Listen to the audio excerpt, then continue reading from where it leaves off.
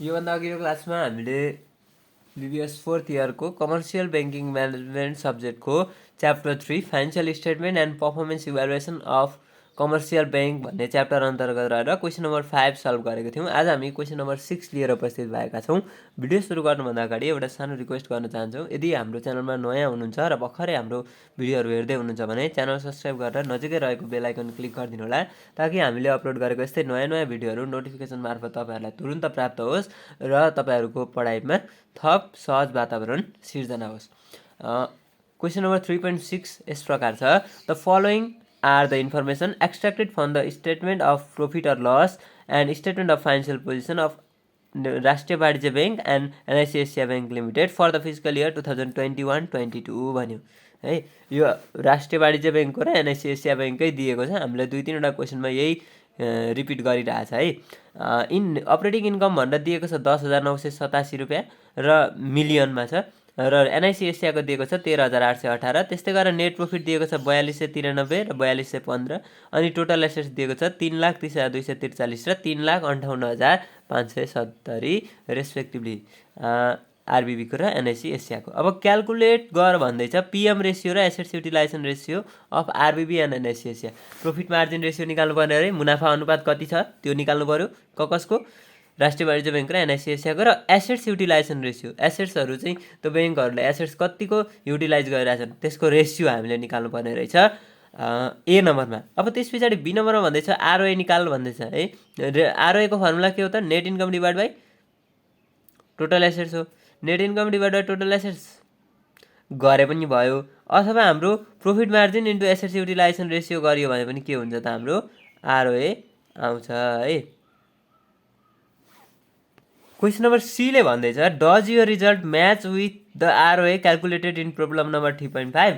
तपाईँले जुन problem number 3.5मा ROA निकाल्नु भएको छ त्यो चाहिँ तपाईँले अहिले भर्खर निकालेको ROAसँग म्याच गरौ त भनेर क्वेसनले सोध्दैछ। अब म्याच गरेन हामीले हेर्नुपर्छ, तर म्याच अवश्य पनि गर्छ। किन भन्दाखेरि नेट प्रफिटको भ्यालु र टोटल एसेट्सको भ्यालु सेम दिएको छ क्वेसन नम्बर 5मा पनि र क्वेसन नम्बर अहिले 6मा पनि। त्यस कारणले गर्दा म्याच गर्छ, यस भनिदिने हो ल। किन म्याच गर्छ, same value of net profit and total assets. अब हाम्रो जुन प्रफिट मार्जिन रेसियो र एसेट्स युटिलाइजेसन रेसियो मल्टिप्लाई गर्दाखेरि पनि हाम्रो भ्यालु चाहिँ आउँछ है, रिटर्न अन एसेट्सको भ्यालु चाहिँ आउँछ। तर अब यहाँनिर नेट प्रफिट र टोटल एसेट्स दुइटै दिएको कारणले त्यो हामीले जुनसुकै तरिकाबाट गर्न पनि सक्यौँ ल। जस्तो तपाईँले net profit divided total assets गर्नुभयो भने पनि तपाईँको रिटर्न अन एसेट्सको भ्यालु आयो, अथवा म यो गर्दिनँ प्रफिट मार्जिन रेसियो र एसेट्स युटिलाइजेसन रेसियो माथि निकालेकै छु, त्यो दुइटा मल्टिप्लाई गरिदिन्छु, दुइटै ब्याङ्कको मैले इन्डिभिजुअल मल्टिप्लाई गरिदिएँ भने त मेरो भ्यालु आउँछ भनेर त्यो गर्दा पनि भयो है। अब हामी यसको पनि सोलुसन नै हेर्छौँ ल।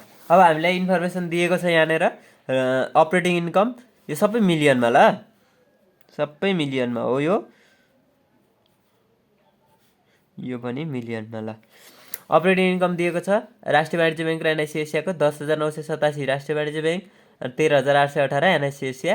नेट प्रफिट दिएको छ 4,293 राष्ट्रिय Banijya bank, 4,215 NIC Asia. Total assets दिएको छ 3,30,243 राष्ट्रिय वाणिज्य ब्याङ्क र 3,58,570 NIC एसिया ब्याङ्कको। अब A नम्बरमा हामीलाई सोधेको थियो प्रफिट मार्जिन रेसियो र एसेट्स युटिलाइजेसन रेसियो भनेको छ। प्रफिट मार्जिन रेसियो भनेको net income divided total operating income. Total operating इन्कमबाट हामीले नेट प्रफिट चाहिँ कति कमाउँ है, शुद्ध नाफा चाहिँ हामीले कति कमाउँ त, जम्मा कमाएको अपरेटिङ इन्कम जुन हामीले आम्दानी गरेको छौँ सञ्चालन आम्दानी, त्यसबाट हामीले नेट प्रफिट चाहिँ कति कमाएको छौँ त है, त्यो हामीले निकाल्नुपर्छ। नेट इन्कम क्वेसनमा दिएकै छ, टोटल अपरेटिङ इन्कम पनि दिएकै छ, त्यसको रेसियो जुन छ हाम्रो त्यो भनेको प्रफिट मार्जिन रेसियो दुइटै ब्याङ्कको हामीलाई निकाल्न सक्ने भयो है।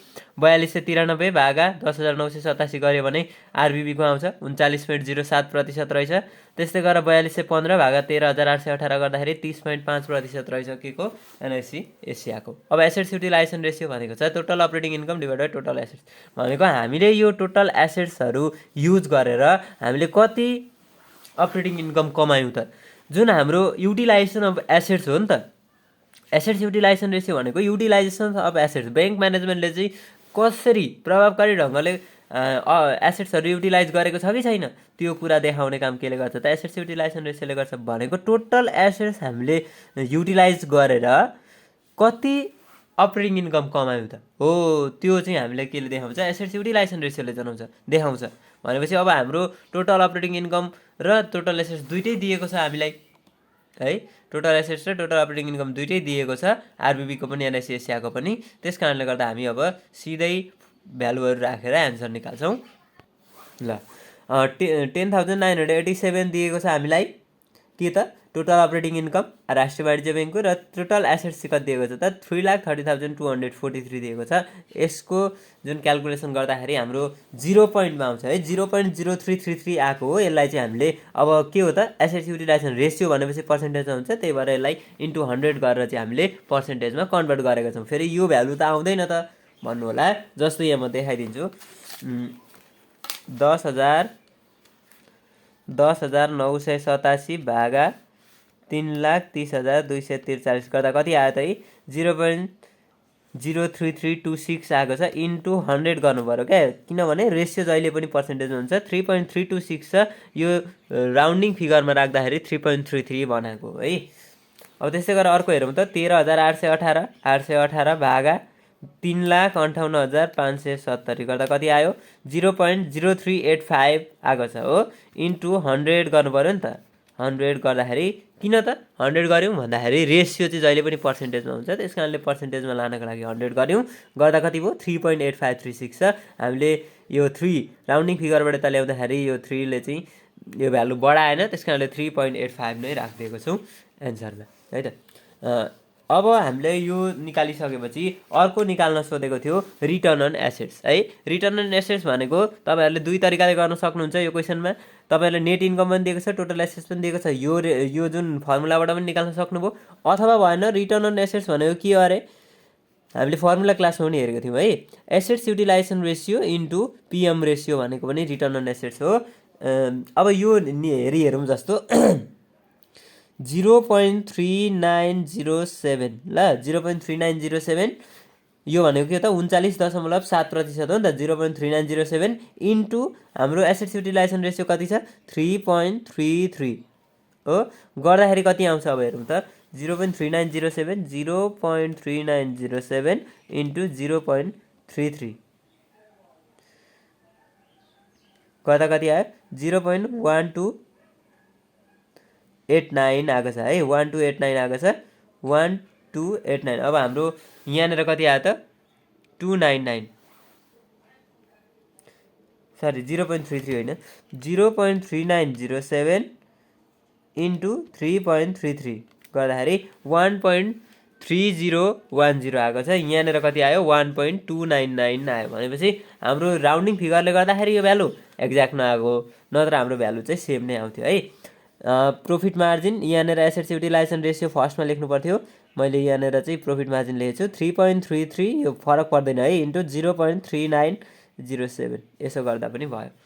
यो तलमाथि भएको छ, फर्मुला अनुसारले यहाँ भ्यालु चाहिँ राखिएको छैन, तर भ्यालु राख्दाखेरि हाम्रो एन्सर चाहिँ के आउँछ त सेम नै आउँछ। अब जस्तो एनआइसी एसियाको हेरौँ, एनआइसी एसियाको कति थियो हाम्रो 30.05 भनेको प्रॉफिट मार्जिन छ, 0.305 भयो इन्टु 3.85 छ हाम्रो के छ एसेट्स युटिलाइजेसन रेसियो 3.85 गरिदिने कति आउँछ 1.17425 आएको छ, यहाँ कति आएको छ 1.176। यो हाम्रो राउन्डिङ फिगरले गर्दा अलिकति पोइन्ट तलमाथि भएको हो, नत्र हाम्रो भ्यालु सेम आउँछ।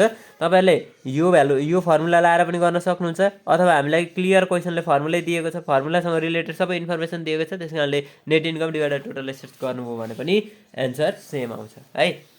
यति भएपछि हाम्रो यो बी नम्बरको पनि क्यालकुलेसन भयो। अब सी नम्बरको क्वेसनले के भनेको थियो भने 3.6 को सी नम्बरले डज यो result match with ROA calculated in part problem number 3.5 भनेको थियो। तपाईँले जुन प्रब्लम नम्बर 3.5 मा क्यालकुलेसन गर्नुभएको छ आरओए, त्यो आरओए र अहिले जुन हामीले निकालेको आरओए म्याच गरौँ त भनेर क्वेसनले सोधेको। अब क्वेसन नम्बर 3.5 को आरओए हेरौँ त। क्वेसन नम्बर 3.5 को आरओए हामीले कति निकालेको छौँ 1.299 1.176 म्याच गरौँ। अब गरौँ गरेन हेरौँ, फेरि 5-6 को हेरौँ। क्वेसन नम्बर 6 को आरओए हेर्नु पऱ्यो, आरओए हेर्दाखेरि 1.299 र 1.176 हो, म्याच गरेछ। अब किन म्याच गरौँ भन्दाखेरि यस म्याच त गऱ्यो, अब किन गऱ्यो भन्दाखेरि because of the same value of net income and total assets of both bank, दुइटै ब्याङ्कको जुन नेट इन्कम र टोटल एसेट्स छ हामीलाई क्वेसन नम्बर 3.5 र क्वेसन नम्बर 3.6 दिएको भ्यालुहरू चाहिँ सेम छ, त्यस कारणले गर्दाखेरि चाहिँ हाम्रो एन्सर म्याच गरेको भनिदिन्छौँ अनि सकिन्छ है। Yes, because of the same value of net income and total assets of the both bank, दुइटै ब्याङ्कहरूको नेट इन्कम र टोटल एसेट्सको भ्यालु चाहिँ हाम्रो 3.5 र 3.6 सेम दिएको कारणले गर्दाखेरि रिटर्न अन एसेट्स पनि के आयो त, रिटर्न अन एसेट्स पनि सेम आइदियो है। ल यति गरेपछि हाम्रो यो भिडियो सकिन्छ, आजलाई यति नै गर्छौँ। अब अर्को क्वेसन नम्बर 7 लिएर हामी अर्को पार्टमा अथवा अर्को क्लासमा आउनेछौँ। हस्, थ्याङ्क यू।